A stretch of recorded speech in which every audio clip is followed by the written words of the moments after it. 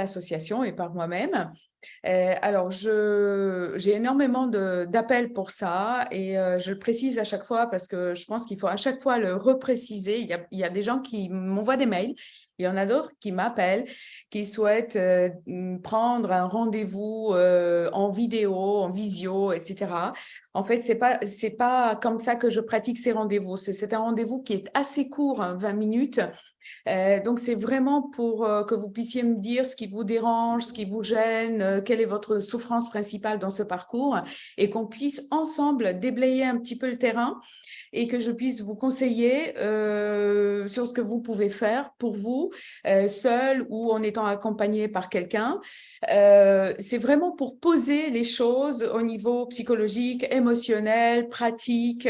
Il y a beaucoup de personnes qui me demandent parfois comment je fais, où je vais, dans quelle clinique, etc. On peut en parler bien sûr aussi parce que ça a son importance dans le parcours du don. Mais ça n'est que 20 minutes, donc je ne peux pas offrir de rendez-vous en visio. Parfois, ce sont des couples aussi, donc pourquoi pas? Mais on sait très bien que quand on est trois, ça se transforme en un rendez-vous, un entretien un peu plus long et 20 minutes ne suffisent pas toujours. En tout cas, sachez qu'il faut m'écrire un mail et moi, je vous réponds. Et parfois, je ne réponds pas et ça, c'est tout simplement parce que je suis très, très prise et ces rendez-vous sont très demandés. Et quand je ne réponds pas, eh bien, il faut simplement insister. Il faut m'envoyer un autre mail ou un SMS, mais ne m'appelez pas pour ça parce que je suis beaucoup, beaucoup au téléphone et parfois, il y a des appels qui passent à la trappe. Je crois que c'est le cas de beaucoup de monde. Donc, c'est bien de m'écrire un SMS pour ça. D'autres choses, beaucoup de personnes me demandent que je donne un rendez-vous, par exemple, tel et tel soir. Sachez que moi, le soir, je suis très prise parce que je travaille au cabinet le soir et j'ai aussi une famille, donc c'est extrêmement important, c'est extrêmement difficile pour moi de vous donner des rendez-vous le soir. Je suis disponible beaucoup dans la journée, entre deux rendez-vous, quand j'ai des pauses, etc. Et peut-être pour vous faciliter les choses, je vous propose, par exemple, de m'envoyer un SMS. Et moi, je vous dis, par exemple, que demain ou après-demain, j'ai une pause, j'ai une disponibilité à 13 heures ou à 14 heures ou que sais-je. Et à ce moment-là, on prend rendez-vous. Mais c'est extrêmement difficile pour moi de vous donner un rendez-vous pour dans un mois. Voilà, tel et tel soir, quand vous êtes disponible. Vous voyez, en fait, c'est une question d'organisation. Donc, moi, je suis assez réactive. En général, je réponds très, très vite. Quand je réponds pas, ça veut dire que c'est passé à la trappe. Donc, il faut m'envoyer un autre SMS ou un autre mail. Et à ce moment-là, je vous dis, eh ben, écoutez, demain ou après-demain, à telle et telle heure, je sais que j'ai une disponibilité. Prenez-la. Voilà. Bien, au moins c'était très clair. Tu peux peut-être te présenter un petit peu quand même pour expliquer Excusez-moi. pourquoi tu fais ces interventions, quelle est ta compétence? Oui, oui. Alors, oui, merci Philippe. C'est vrai que quand on est là depuis longtemps, on a l'impression qu'on est connu, mais en fait, pas du tout, hein. À chaque fois, il y a de nouvelles personnes qui arrivent à l'association et il faut se présenter, c'est très juste. Je suis thérapeute, je suis hypnothérapeute, sophrologue, on appelle ça psychopraticien. Je suis thérapeute spécialisée dans l'accompagnement de l'infertilité ou de la fertilité pour rester dans le positif. Donc, je fais ça depuis plus de 10 ans maintenant et je suis passée par là. Donc, j'ai eu ma petite fille grâce au don d'ovocytes. Ma fille a aujourd'hui 11 ans. Donc, je connais ce parcours. Je sais de quoi les personnes me parlent quand elles viennent se faire accompagner. Et je collabore avec les cigognes donc depuis plus de 10 ans maintenant aussi. Hein? Voilà, Quasiment depuis l'origine. voilà, on fait les conférences ensemble, on fait beaucoup de choses en partenariat et ça me va très, très bien. Et je pense que c'est un parcours, je sais que c'est un parcours qui est très difficile, non seulement émotionnellement, mais aussi financièrement. C'est pour ça qu'on a proposé aussi cet accompagnement-là. Que vous dire d'autre? Dernièrement, j'ai donc écrit le livre, hein, je vais peut-être Oui, oui, il faut parler de le ton dire. livre. Voilà, il s'appelle comme ça, La femme infertile n'existe pas, et c'est un petit peu provocateur, on va dire. Alors, j'ai écrit ce livre, Non sans difficulté. C'est un livre qui est le résultat de mon parcours personnel, mais aussi de tous les accompagnements que j'ai pu effectuer depuis toutes ces années, de mes observations, donc professionnelles et personnelles, de l'infertilité, de tous ces parcours.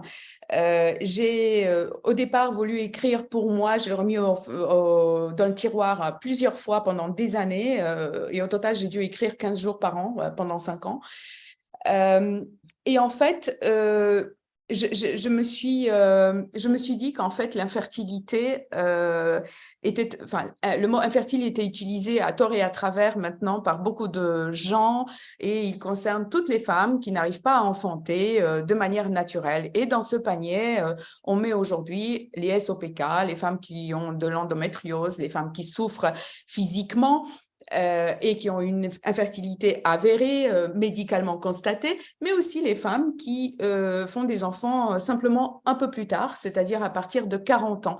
Et après avoir réfléchi, je me suis dit que finalement, la fertilité ne pouvait pas se réduire à des organes, elle ne peut pas se réduire à la présence ou à l'absence des ovocytes, mais que c'est quelque chose qui dépassait largement le corps. C'est quelque chose qui se situait dans la tête, dans les émotions.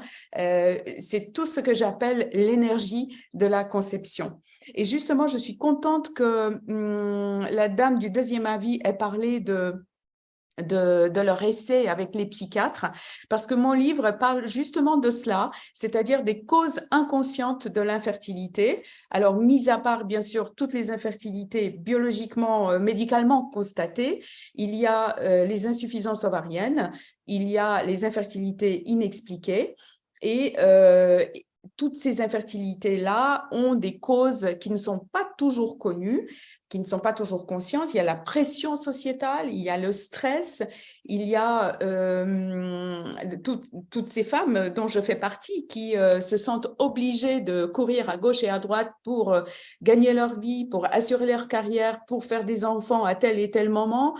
Et donc, tout ça, pour moi, ça constitue un fondement, un des fondements des infertilités inexpliquées. Et à part ça, il y a des deuils non faits. Il y a tous ces fantômes qu'on cache dans notre vie qui sont nos vécus personnels, nos expériences. Il y a aussi justement les comportements alimentaires dont je parle pas mal dans le livre, parce que l'anorexie, la boulimie constituent une partie de l'image de soi qui influence fortement notre infertilité ou notre fertilité.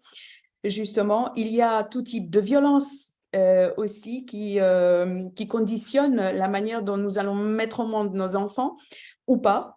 Et donc, tout ça, c'est dans le livre. Il y a énormément d'exemples. Je vous invite à le lire. Il y a déjà des personnes qui l'ont lu, les premières personnes qui m'en parlent, et j'en suis contente. J'ai envie qu'on en parle, en fait, parce que c'est un sujet qui reste encore beaucoup, beaucoup tabou, surtout quand on parle de la pression sociétale. Et moi, j'ai envie qu'on en parle parce que les femmes sont dans la situation qui est la pire, en fait. Elles sont obligées d'assurer sur tous les fronts, de mettre un enfant dans un calendrier, et le corps n'aime pas ça du tout.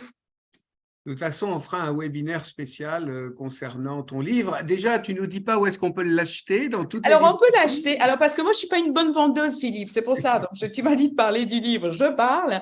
Alors, on peut l'acheter un peu partout, sur Amazon, à la Fnac, partout. Vous tapez sur Google le titre ou mon nom et vous le trouverez vraiment, vraiment, vraiment partout. Et il est dans toutes les librairies aussi, à la Fnac. Voilà, un peu partout. Bien, ben, merci Lydia. Je regarde s'il n'y a pas de questions concernant les Les rendez-vous rendez-vous, téléphoniques. oui, oui.